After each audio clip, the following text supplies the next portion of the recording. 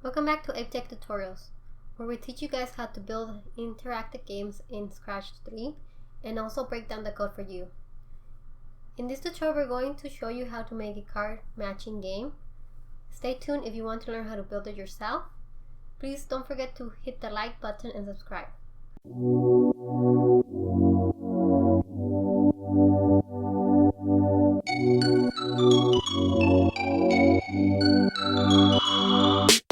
Let's first start with our demo. And in this game we have 18 cards. You guys can make it smaller if you guys need to, or bigger if you guys need to, depending on, I guess, the screen size. So let's get started, and hopefully I can get through it in a quickly manner so you guys can see the end of it. Oh, I think so. Okay.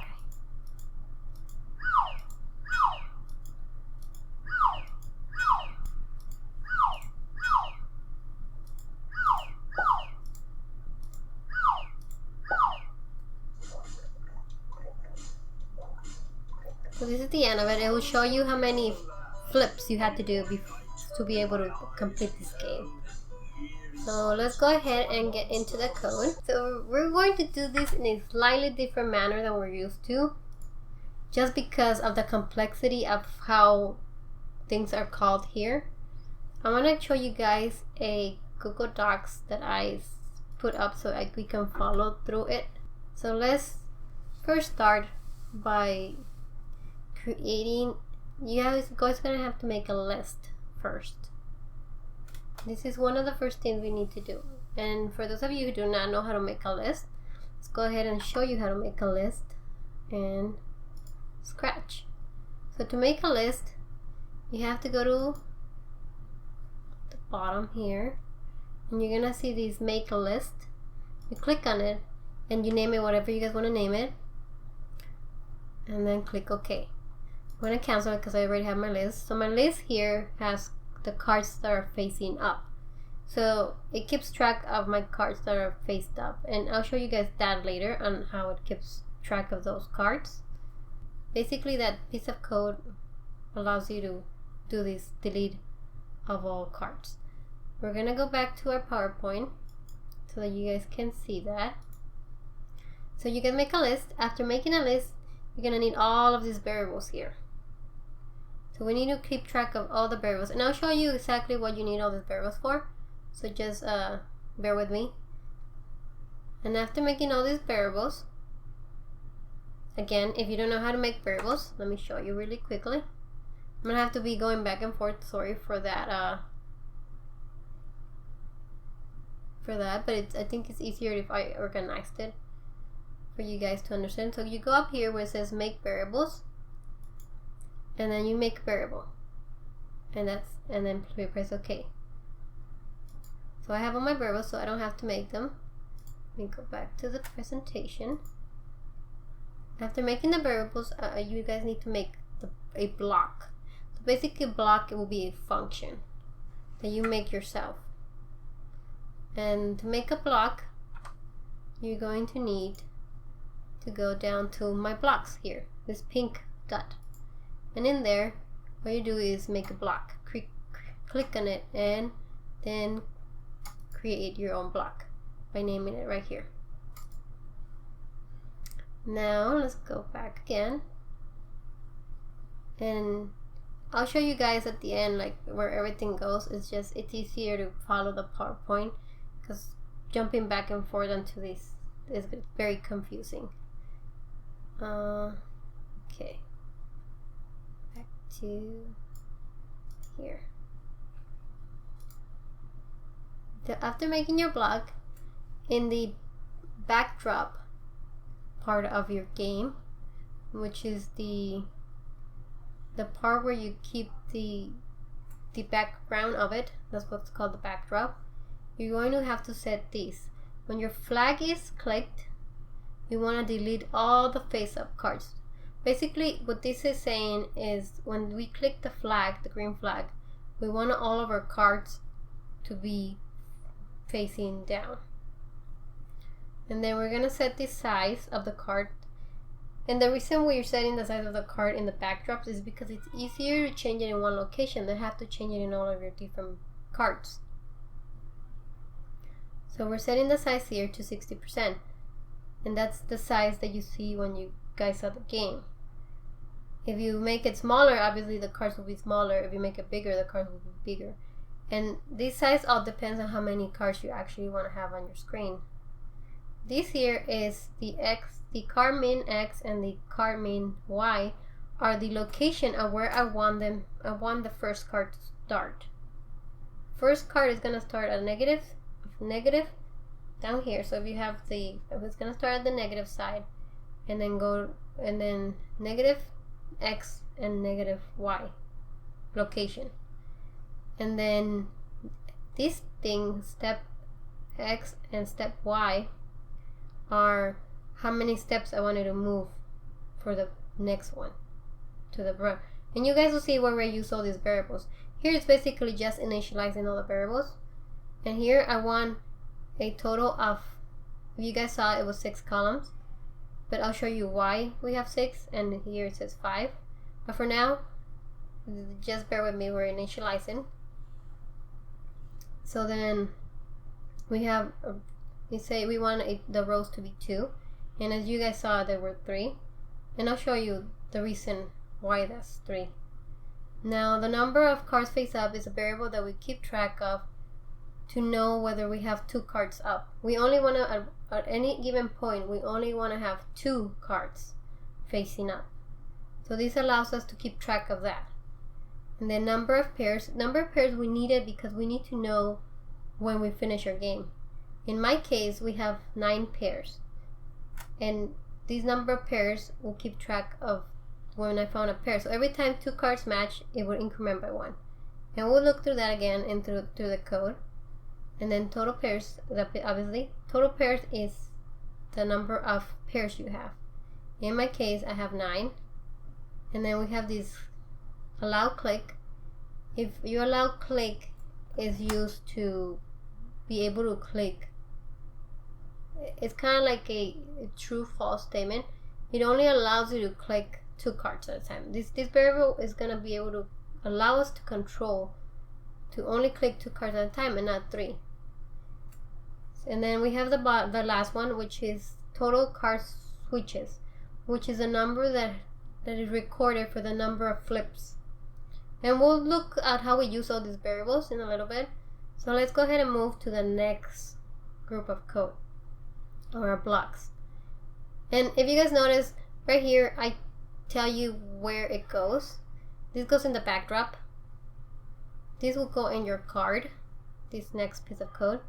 And what this code does, it's setting the cards. So when we do the flag, it will set this variable is card face up to no, because when we initially start, our cards are face down. So we want to set this variable to no. And then we want to put the custom, so we know 100% that we're going to start with the card facing down. That's face down. And here again, remember that card size variable that was set to 60? This is where we use that variable. And by using it this way, we're able to only change it if we have to change the number of cards or the size that you guys want on the card. We only change it once instead of having to change it, for example in my game, 18 times. It allows us to change it only once. It allows for that flexibility. And that's what you guys usually want to do in your games and coding. And like in real life, that's what we do as programmers. We set variables that are used by multiple places as one where we just go and change it once. We don't have to change it in multiple areas because sometimes you tend to forget to change it. So it's easier to set it in one place. And then after this, we do a forever loop. And this loop, what it does here, it allows for the randomness of the cards. So my game will never ever start with the same card on the same location. Right? Or it might at some point, but it will rotate all 18 cards around whenever we click on the green flag. And the way we do this is by clicking by multiplying the number of columns. And again, remember how we had this max column to 5, but we thought we see 6 columns. Let me show you guys. So we see the 6 columns. Okay, so we see 1, 2, 3, 4, 5, 6. And you're wondering, why do we see 6, right? If it's 5, if the variable was set to 5 right here, right? Well, the reason we'd see that we see 6 is because we start at 0. Our columns is starting from 0 to 5, and from 0 to 5 allows for those 6 columns. So what we do is we get any random number from 0 to 5 and multiply it by the card step, which was at 70, and then add it to the card min x, which will set that x location for that next card. So it actually sets the location for that card, and it does this for every single one of the 18 cards and allows it to set all those cards in a random manner. And then we do a check. We check if our card, if it's not facing down. So if our cards are face up, we don't want to make them random. We only want to make them random when we click that flag and we start that game. And this allows here, this stop, let me make it a little bigger, this stop script stops this whole script from happening again. It only does it once and that's it, because we want it only when we click that flag. Okay, so then the next thing that we do, and again it says where this stuff goes. This goes in the card. This script here goes in the card, and this you don't add, you don't make it yourself. It's actually in Scratch. Scratch gives you the ability to check when your sprite is actually clicked, and we use this click to check if we are allowing to click. If allowed to click is yes, then we're gonna call this flip card function, which we created ourselves. And then we're gonna do this slide. So when we were doing the game demo, you guys heard the whoop whoop. It was flipping the cards. So let's go ahead and look at this flip card function and show you guys how that actually works. And again, it's easier for me to show it to you guys through this than to have to go around the whole game and try to figure out where my cards are, my pieces of code. So that's why I put in a PowerPoint. So then this flip function here, we're defining what this flip function does. So what we wanted to do is repeat the motion. So the motion of getting small 5 times. And then it changes its costume and makes itself big 5 times. And this is the number of size we wanted to change by. And what this basically does right here, it makes that card look like it's being flipped. Let me show you guys really quickly. So if you look at the card up here on the side, if you click on it, it looks like it got smaller, and then the other one got bigger because it looked like it got flipped. So that's what it does. It does that. It makes it look like it flips. That's all that piece of code on the top does. Okay.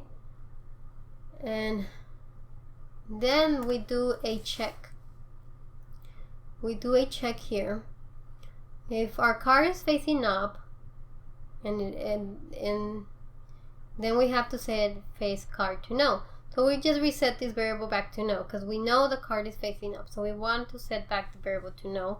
So we clear it, right? We want to change this number of cards facing up by -1. Because since we have one card facing up, right? We want to be able to change it back to 0. And when we have 2 face cards facing up, then it'll decrement by 1, and then it'll be 1, and then it'll decrement by 1 again, and it'll be 0. So at any given point, we only want to have 2 cards facing up. So this number of face cards facing, this number of cards face up, number of cards up, number of face up cards variable can only be 2 at any given point. And that's how we set that. If the card is not facing up, then we want to set that variable to this card facing up. We want to be able to set it to yes, because this means we're going to be able to click it, right? And then this is when we click it. When we click our actual card, we want to say it, yes, it's facing up. And then we want to change that number, the number of face up cards, to 1 by 1, right? So we can increment it by 1.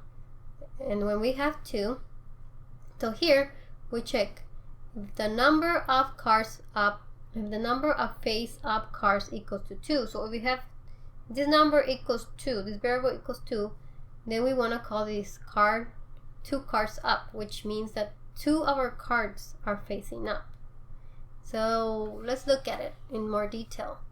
This again is in the backdrop, and we check this only happens when these 2 cards up is called. So what we do is we delete all of the face cards up list. We want to delete this list because we have a list that we keep. Remember, we created the list. We keep track of the cards that are facing up, and we'll see in more detail how exactly we do that, but we keep track of those 2 cards. So we want to delete the list to reinitialize it to 0. We want to set the allow click to no, because if we already have 2 cards facing up, we do not want to click a third one. So then we call this broadcast is card facing up, and this one goes in the backdrops. This is one of the bigger ones. So whenever we have this is card facing up, we wait for 1 second, and then in this if else statement, we're going to check is the first card equal to the second card. So this is where this card face up list comes into play. Since we're keeping track of which cards were facing up, we know exactly if they're equal to each other. If they are equal to each other, we want to be able to hide the cards that are, because we don't want to see them. We want them to disappear from the board, right? And I'll show you this in a little bit, how that happens. And then we want to reinitialize that list of our cards. And remember, this list is only going to have 2 things in it at a time. We're going to reset our number of cards facing up variable. Number of pairs, we're going to increment it by 1 because we're trying to keep track of the pairs, so that when we get to 9, we know we're done. And right here is where I keep track of the number of times we flip the cards. So whenever we match the cards, I want to be able to increment that variable. And I increment this variable in another location down that I'll show you right now, because I want to be able to keep track of every single time we flip those cards. But only when we flip 2 cards at a time. And then we play the popping sound. So we want to, when we find the cards, we match them and we pop them off. And then there's also these, so if they're not matching, then we have to turn the cards the other way. So this is what this basically does. It just calls this broadcast that turns the cards back facing down, and it does this sound. And then we wait for a second, and then we're gonna check if the total number of pairs found equals the total number of pairs. And my total number of pairs is 9. The total number of pairs is going to be what is being incremented up here. And when they are equal to each other, then we're going to broadcast to an end game area. And we'll show you all these broadcasts in a little bit. I'm just trying to walk you guys in a manner that is, I feel like it's understandable, just so that we don't get all confused, jump back and forth kind of thing. So then what it does, it sets this allow to click to yes. So we want to be able to, if any of these, if it's back to this or any of this happens, we want to be able to allow this click to be able to be clickable again. So we want to be able to click the cards again. Because if we don't reset this back to yes, allow us to click, then we will not be able to click those cards again, assuming we still have cards on the board. So that's very important to make sure you reset that variable back to yes. And then I think it's popping up. And then on the bottom here, it says this is where I keep track of that flips that we're doing. So the flips that are done. If the flips are equal to 2, so if we have 2 cards that are facing up, so I only increment the flip number in 2 occasions. If we found 2 cards that match, I want to increment my counter. And if the number of cards facing up are 2, I want to increment my counter. And the reason I found this is because I was only incremented when they were equal to 2. So whenever I pop 2 cards that match, it will never increment. So I had to add that to the top up here where they equal. Okay. So now let's try to look. I believe there's another is face, because we have 2 occasions of 2 sets of is card facing up. So another one that we do, and this is in the card, because we do one in the backdrop. This is in the backdrop what we wanted to do when this is card facing up is call, and then in the card what we wanted to do. In the card when this is card facing up is called, we want to put this, we want to check if card is face up variable, then we want to put the character name in the list. Remember that list that we were talking about? So this is where we add that name to the list, which allows us to keep track of what cards are facing up. So that's very, very simple there. So now we're gonna go to this hide face up card, and again it was called right here. So card face up, it's called when 2 cards match each other. So when 2 cards match, we want to hide the cards. So what we do is we check card is face up. If card is face up, then hide, and then we set the face card variable back to no, because we are done with that. We just want the cards that are matching each other to disappear, and this is how we do it here. And this one was called up here in the else, where the cards do not match each other. If the cards do not match each other, then we want to turn all cards to face down. So what it does, it checks if the cards are face up, then wait 1 second and call that flip card function. And we went over that card flip function in the beginning, and the reason we created this card flip function is because we don't want to create all these blocks of code everywhere. We just want to be able to call that block of code and not have to repeat the same blocks everywhere. So that's, by creating this function, it allows us to go ahead and not have to redo that block in here. And let me show you really quickly what I'm referring to. We did it at the beginning. Is the one with the pink thing on the top that takes care of all the moving and flipping of the card itself. And then we have in the card itself,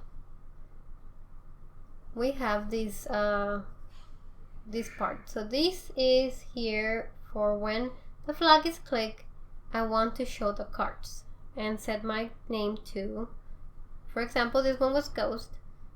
And the reason we want to do these is because when our game ends, right here, when our game ends, all of our cards are hidden. We do not want to show any of our cards. So when our game begins, we want to show our cards, and we want to set this character name to a specific variable. And this is where the key is.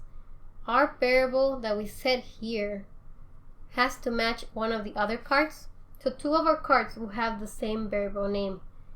And these will allow for, remember that check where you check if this card equals to this card, then they match. So this is where we set this variable, and if in that list, because this character name goes into that list when we click on them, we would check if in the list those 2 variables equal each other, then our card match. Let me show you really quickly. Right here, if item 1 equals item 2, which is our characters, right, then we hide our cards because we have matched, our cards match. So lastly, and this is in our sprite, our Frankenstein sprite, is we want to hide our Frankenstein when we start our game. He does not show until the end of the game. And then this end game, remember where we had that if the game ends, then we call this end game. We want him to show, we want him to tell us the number of switches that we did, so number of flips that we had to do to be able to complete the game. and then we want him to dance. So this repeat allows him to look like he's dancing. So the key thing to take from here is, if in your cards, the code is gonna be the same for each card, except for one single thing. You would have to change this variable right here. This variable right here, you would have to change it to the next one. For example, 2 of the cards must always be the same. This goes will be the same thing as this goes, because we want to make sure that if the 2 cards are the same, they disappear. We've matched them. Now for the next cards, you would always put the next thing. So if you see here, for my bad card, bad, I put bad. In front of my bad 2, I put bad. So just make sure that you change the specific variable here to what you guys need it to be. And that's it. I'm going to share with you guys the project.